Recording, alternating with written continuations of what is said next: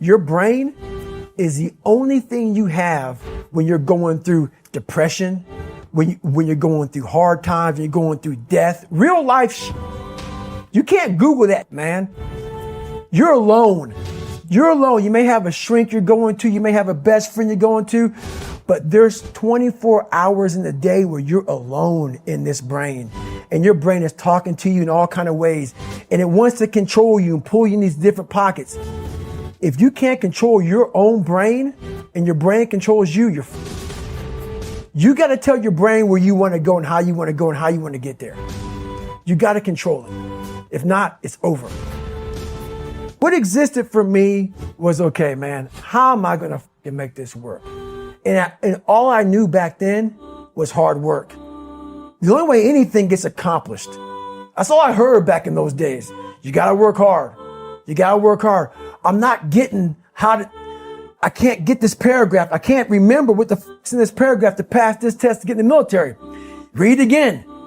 Still not getting it. Read again. But if you're not getting it, write it out. And that's how I started learning. Okay, well, I got to write out everything I do. And then write it out again. And write it out again. And guess what happened? I got it. I can't swim. I'm negative buoyant. Go back again. I can't swim. Go back again. Go back again. Go back again. I got it. I realized if I keep going back and going back and going back until this just becomes, your mind will say, okay, we're going to figure it out, because he is not going to stop. It's not like I'm going to try one more time. No, it's just like alarm clock goes off, boop, we're going back. I can't read right, we're going back. I gave myself no way out, and my mind realized that. They said, okay, we're going to adapt and overcome now. Like a lot of people say, trying hard. Your mind knows, man. It knows this guy's bull, man. This guy's lying. There's no truth behind it. When I was in Navy SEAL training, people go, how were you there for 18 months? The program was only 6 months long. You were in 3 hell weeks in 1 year. No one's ever done that. How did you do that? I talk about the new norm. When I lived in a $7 a month place when I was growing up for a short period of time, I loved it. I didn't know any different. That was my norm. Once we moved out of that place, we moved to a $236 a month place. I was like, I never want to go back to that little piece of shit. But if you go back to that $7 a month place and you realize this is where I live, this is all I got, your mind says, roger that, this is home. So when I was going through Navy SEAL training for 18 months and going back through all the hard parts over and over again, I told myself after the first time, I knew it was gonna be a long journey there. My body was breaking down. It was just how it was going on. I said, you know what? This is my new norm. So my mind said, it's like going to work. Like you go to work, you put your suit and tie on. I go into suffering every day. Every day, suffering, being broken, duct taping my feet up, stress fractures, shin splints, being broken.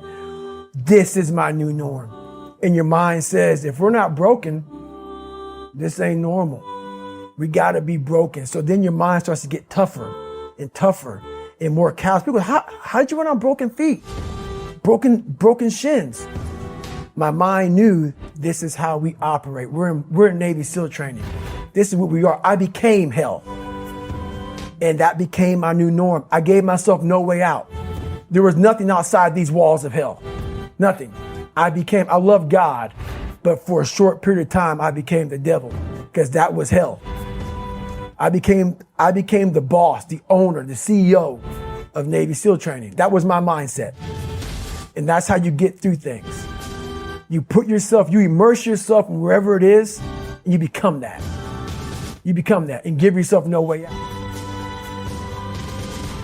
When I was 297 pounds and I was fat as hell trying to be a Navy SEAL, the scariest thing in the world to me, even to this day, was that could have been the rest of my life.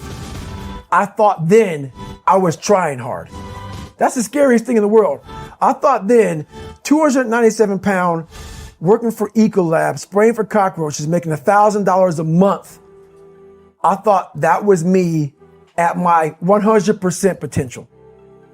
Come to find out, a few years later, I wasn't anywhere near that. 106 pounds less, graduate Navy SEAL training, went on to do all these other things. Looking back on that, that was me trying hard.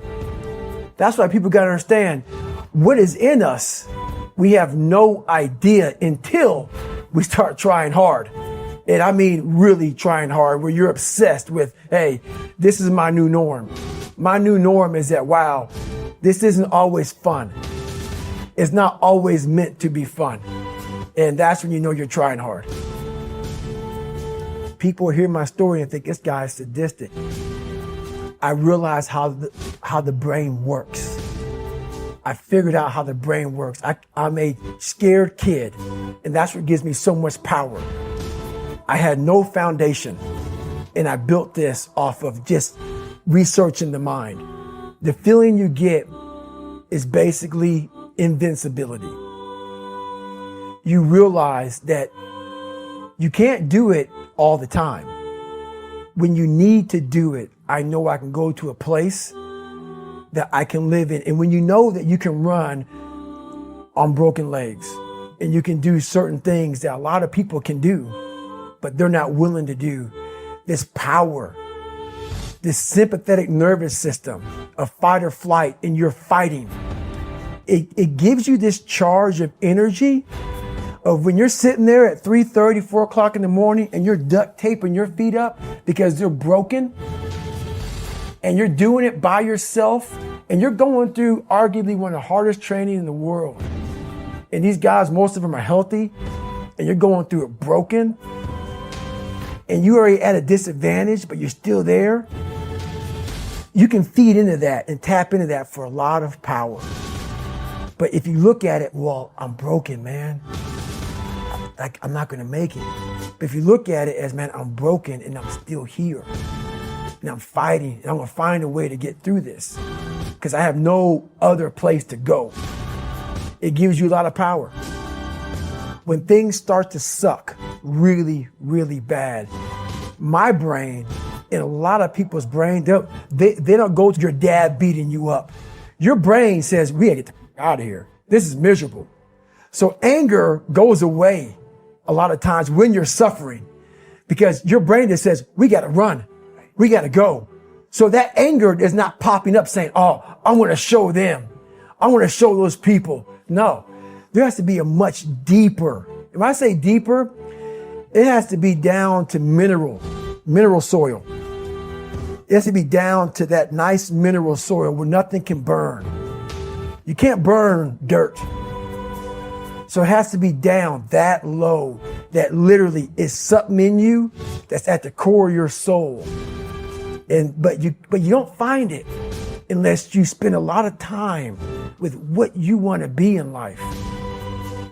I can't give that to you. Right. You can't give it to somebody.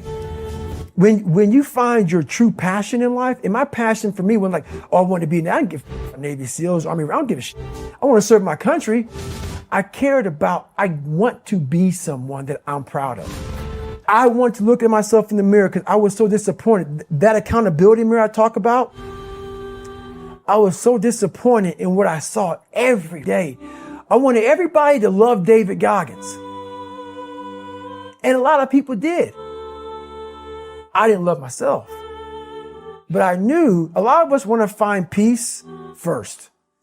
So people say, man, you always talk about this suffering and pain and I'm at peace right now because I went through that. You don't find peace first. If you do, Merry Christmas. More power to you. More power to you. I found peace on the opposite end of finding myself. And no one really finds themselves without going through trials, tribulations, suffering, accountability. And accountability is suffering. Being accountable every day for doing right for yourself, for the people next to you, it's miserable. It's hard. So, even the smallest details.